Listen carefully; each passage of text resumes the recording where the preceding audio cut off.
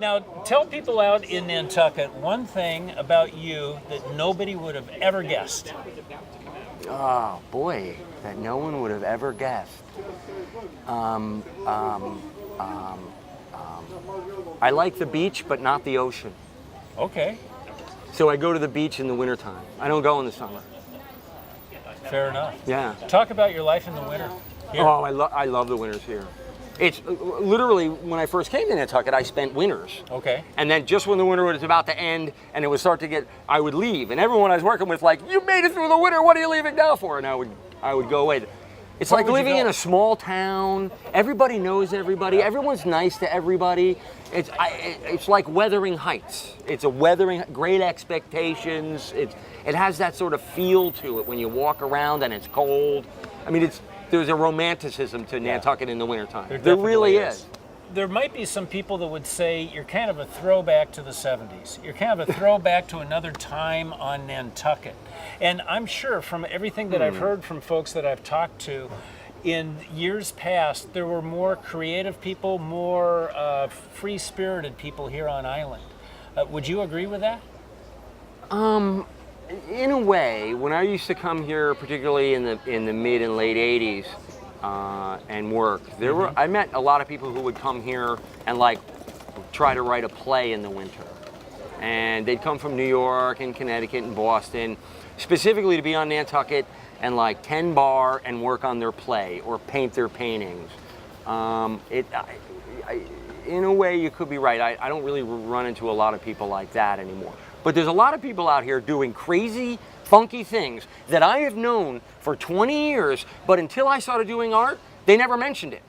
Like, yeah, I make things out of forks. I'm like, I've known you for 15 years. You never told me you made things out of forks. Well, knew? now you do what you do, and so there's like all these worlds going on around you, but if you're not a part of them or ask the right question, you'd never know.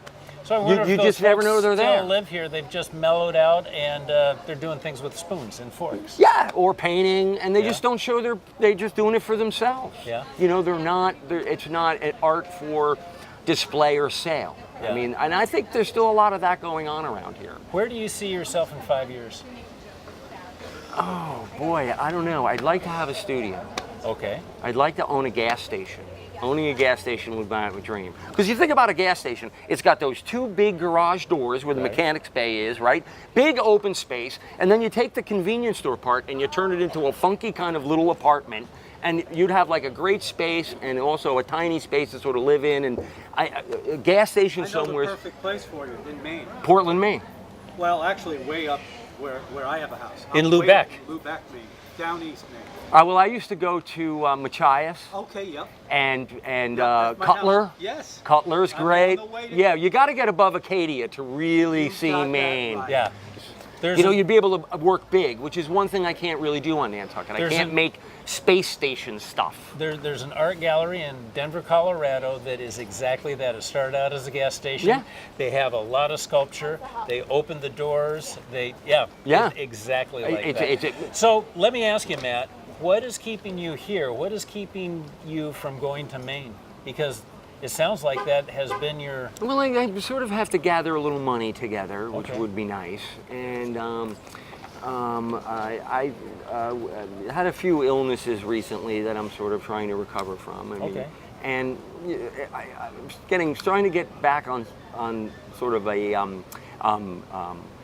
I know it's a pipe dream because I've never actually been on solid ground, but I have that's going to be a wish. Tomorrow's wishing chair is going to be, how about a little solid ground to stand on so that I can get my bearings. Okay. I need to sort of get back to some sort of center. I really do. It's been the last 5 years or so, been very bumpy. So I need to do that. I really do. Before What could happen on Nantucket that would make your ground more solid? What could happen on Nantucket that would give you your bearings? Well, it's not Nantucket, it's me. It's and you? I'm the Okay. one that needs to sort of clean up my act a little bit and get a little bit more straightened out. It's not the place that did it. It's, you know, I sort of got a little... Fair enough. I got a little lost on the way to, you know, Distracted. Calgary, Yeah. you know, and... All right.